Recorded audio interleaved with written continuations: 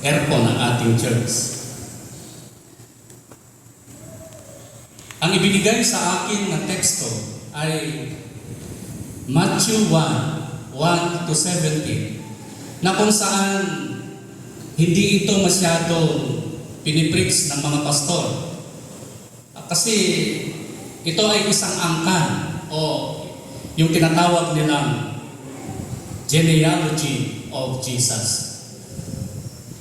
Para bigyan ko lang kayo ng konting kaalaman sa New Testament, ang Mark ang unang naisulat sa buong books ng New Testament. Mark ang kauna-unahang naisulat bago si Matthew. Pero pag titignan mo ang Bible, Matthew ang nauna.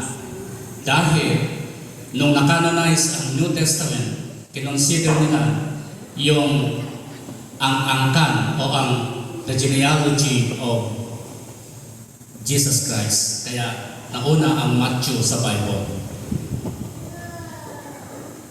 Ang Pasko ay higit sa dekorasyon, higit sa regalo, at higit sa mga tradisyon.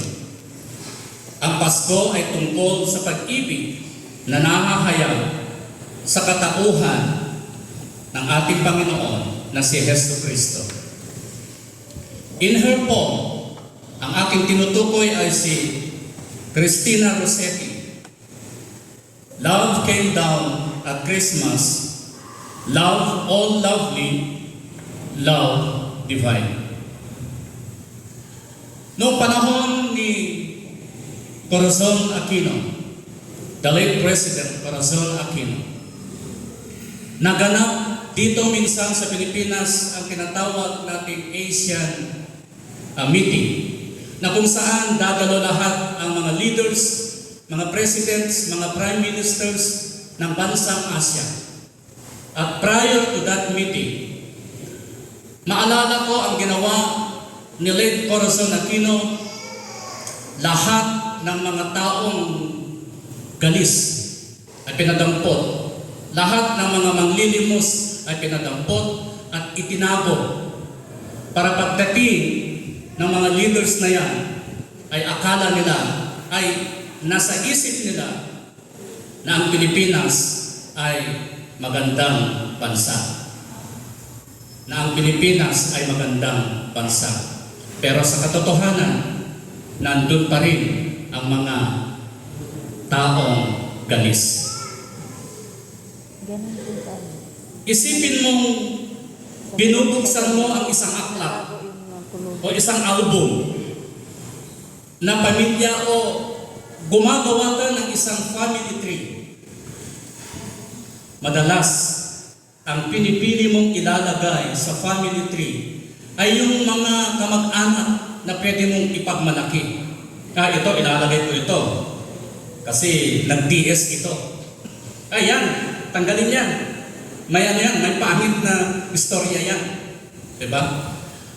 Pinipili natin yung mga magaganda at kilalang-kilala, o i-include mo sa family tree yung kapuri-puri na kamag-anak. Pero paano kung kasama sa album ang mga masalimuot at mahirap tanggapin, mga kamag-anak na may kontrobersyal na kwento? Ipapakita mo pa rin ba na may pagmamalaki? Pinagmamalaki mo rin ba kung ang mga taong ito na part ng iyong family tree ay may masalimuot na kwento? Ang Mateo 1:1 hanggang 17 ay tulad ng isang espiritual na album ng pamilya ni Jesus. Pero sa halip na itago ang mga mantya, ipinakita ni Mateo ang mga ito dahil ang kwento ng Diyos ay isang kwento ng pagtubos kahit sa mga hindi perpekto at hindi inaasahan. Ang Ebanghelyo ngayon ay tungkol sa lahi ng ating Panginoong Hesus. Nagmula ang Panginoon mula sa angkan ng mga may kasalanan. Mga makasalanan ang mga ninuno, katulad ni Jacob, ni Judah, ni David at Solomon. Ninakaw ni Jacob ang karapatan at basbas ng kanyang amang si Isaac na nakalaan para sa kanyang kapatid na si Esau. Si Judah at ang kanyang mga kapatid na nagbenta sa kanilang nakababatang kapatid na si Jose.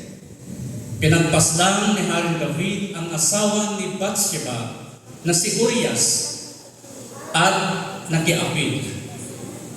Si Haring Solomon naman ay nag-asawa ng maraming mga babaeng dayuhan kahit nalabag ito sa Panginoong Diyos. Kinalikuran ni Solomon ang Diyos na siyang nagbigay ng karunungan sa kanya noong siya'y bagong hari pa lamang.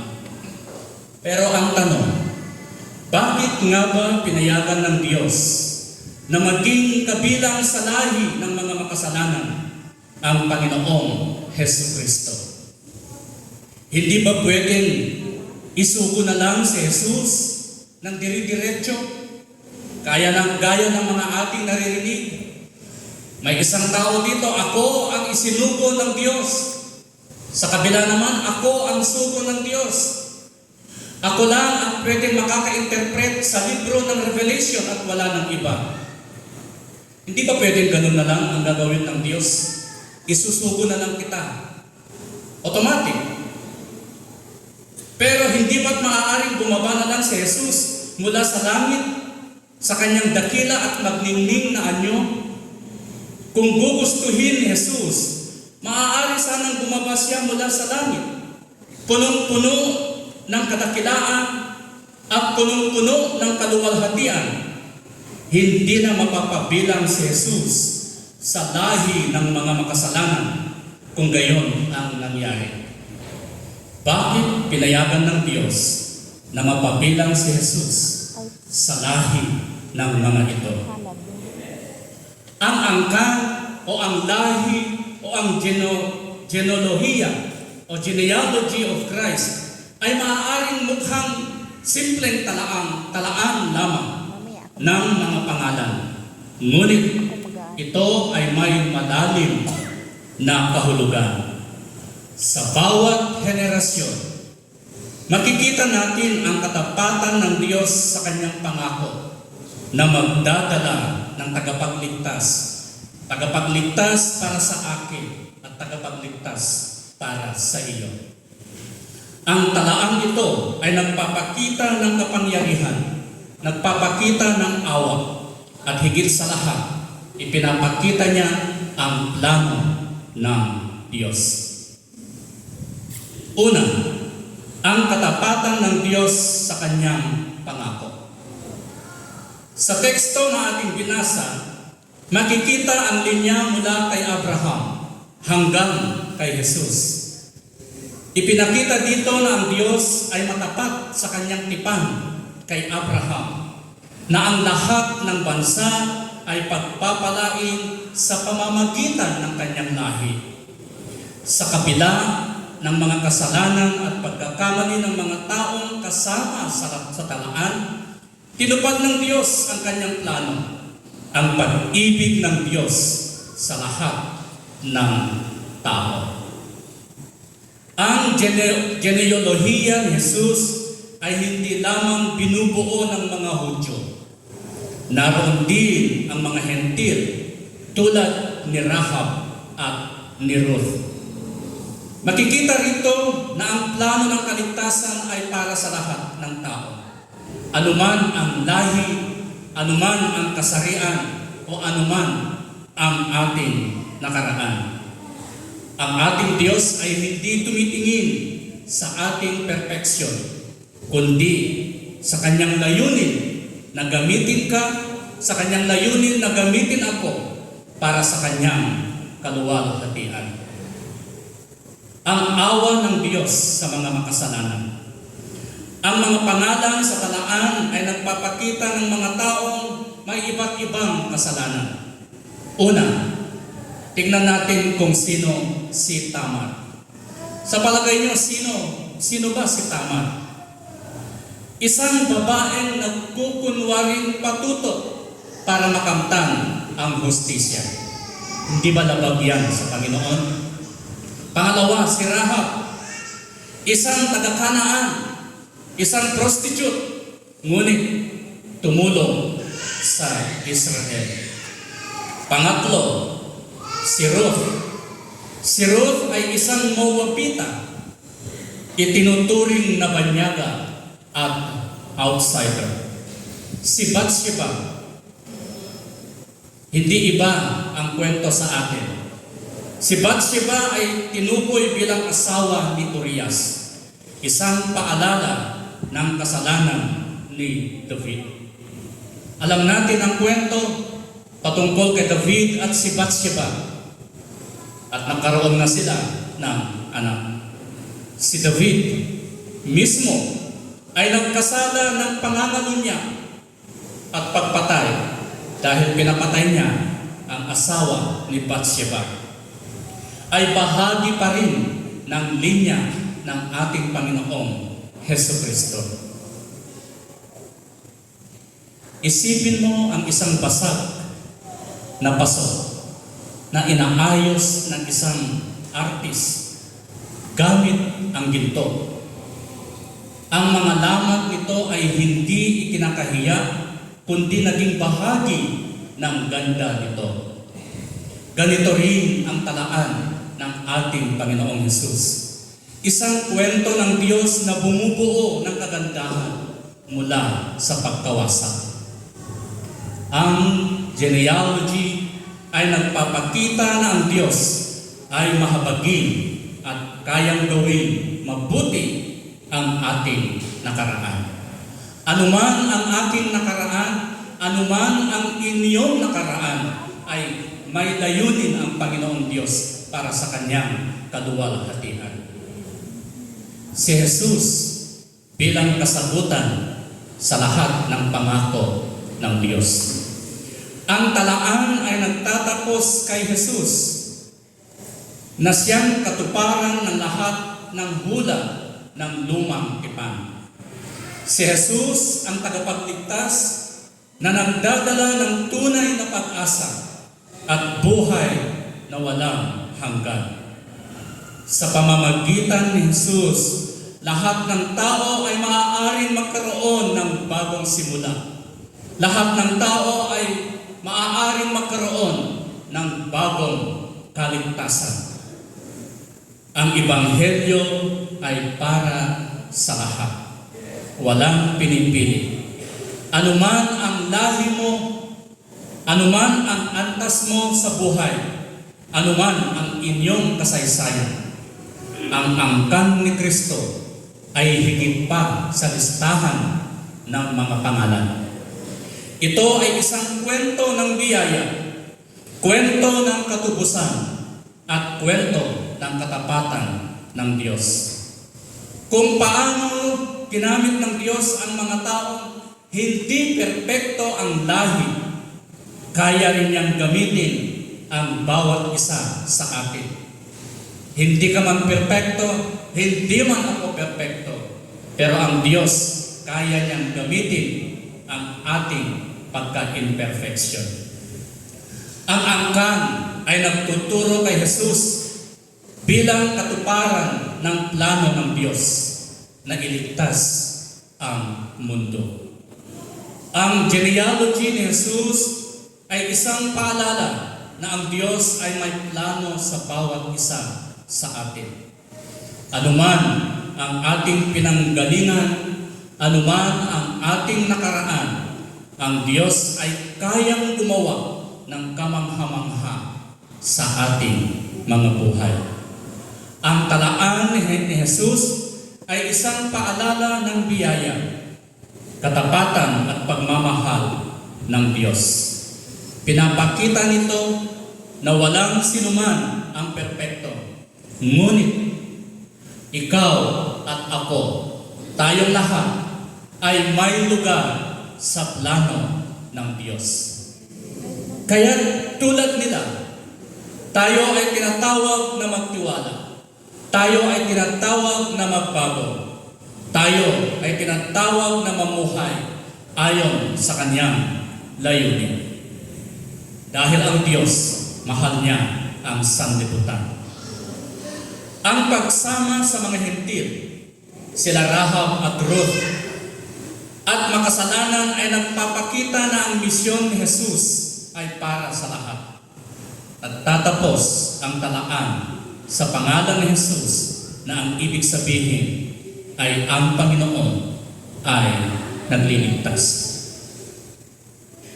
May kwento ang tatlong makakaibigan na kahoy. Sila ay si Nara, si Mahogany, at si Melina Tree. Maliit pa lang sila, kukwentuhan na. Ano ang gusto mong mangyari kapag ikaw ay malaki? Sabi ni Melina doon sa dalawa niyang kaibigan. Sagot ng isa, pag ako ang lumaki, ako ay magiging isang napakagandang bed para dalhin ako doon sa 5-star hotel at lahat ng mga hihiga sa akin ay mga mayayamang tao. Ikaw naman, Nara, ano naman ang gusto mong maging? Simple lang ang gusto kong maging. Ako sana yung pinakamataas na kahoy na kung saan lahat ng taong dadaan ay titingalain ako. Yung dalawa, dahil tahimik si Melina, ikaw naman, Melina, ano naman ang gusto mong maging? Ang gusto kong maging ay gusto kong maging barko na kung saan dalhin ako sa iba't ibang bansa at maraming tao ang makasasakay. Pero sa kanilang paglaki, hindi pa halos lumaki yung mga kahoy. Kinuha ni karpintero yung kanyang chainsaw. Pinag-chainsaw yung tatlong makakaibigan. Yung Melina, nagulat na lamang siya. Isang araw, may nakaupong tao na nagsesermon doon sa isang ilog. Bakit nandito ako? Bakit hindi ako naging barko? Bakit may sumakay sa akin? Nagsasalita pa. Hindi niya alam na ang nakasakay ay ang ating Panginoong Jesus doon sa kahoy. Ito namang si Nara. Ang gusto ko, ako yung pinakamataas. Pero bakit nandito ako sa gitna ng dalawang cross? Ako ang nasa mataas na bundok. Bakit ako nandito? Totoo nga naman, tinitingala ng mga tao. Dahil yung cross na yun yung kinakanta natin tuwing Biyernes Santo. On a hill far away. Diba? Old rugged cross. Naging old rugged cross yung Nara. Yung Mahogany. Yung Mahogany, nagulat na lamang siya dahil yung karpintero ginawang panggatong, pero yung panggatong ginawang kainan ng kanyang hayop. At nagulat na lamang itong si Melina Tree dahil nandoon na lamang siya doon sa mga hayop. At isang gabi, may isang bata na nakale. Kabao. Kaya ang kanta, Away in a Manger. Ang tatlong ito ay may kanya-kanyang plano. Pero hindi sila nagtagumpay sa kanilang plano dahil ang plano ng Diyos ang siyang matutupad. Kagaya ng genealogy ng ating Panginoon. Ang Panginoong Diyos, sa kabila ng ating pagka-imperfect, ay may plano ang ating Panginoong Jesucristo sa bawat isa. Kaya, isipin mo na ikaw ay nasa isang mesa na naghahanda para sa malaking piging. Sa mesa na ito ay walang nakalagay na nakalaan para sa piling tao. Kasi kung minsan kapag may piging, may nakasulat dito, alam na natin kung sino ang dapat nakaupo. Pero dito sa mesa na ito ay walang nakalaan.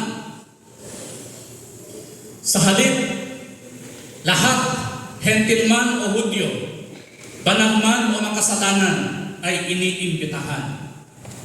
Pwede kang maupo kung saan mo gusto. Ang talaan ng lahi o ang genealogy of Christ ay isang imbitasyon, isang paanyaya ng Diyos sa lahat ng sangkatauhan na lumapit sa kanyang mesa sa pamamagitan ni Kristo. Ikaw man ay makasalanan, ikaw man ay banal, anuman ang estado mo sa buhay, the genealogy of Christ is an invitation para pumunta ka sa kanyang mesa sa pamamagitan ng ating Panginoong Hesus Kristo. In Rosette's word, sa kanyang huling poem, sabi niya, "Love shall be our token. Love be yours and love be mine. Love to God and love to all men. Love for plea and give and sign." Ito ang hamon sa gabing ito. Maging sino ka man, ikaw man ay may mabigat na kasalanan na hindi mo kayang dalhin, lumapit ka sa mesa ng ating Panginoon. At siya ay handang i-stretch ang kanyang kamay at sasabihin niya, "My son, my daughter, welcome sa piling na ito." Sa ngalan ng Ama, Anak, at ng Banal na Espiritu Santo. Amen.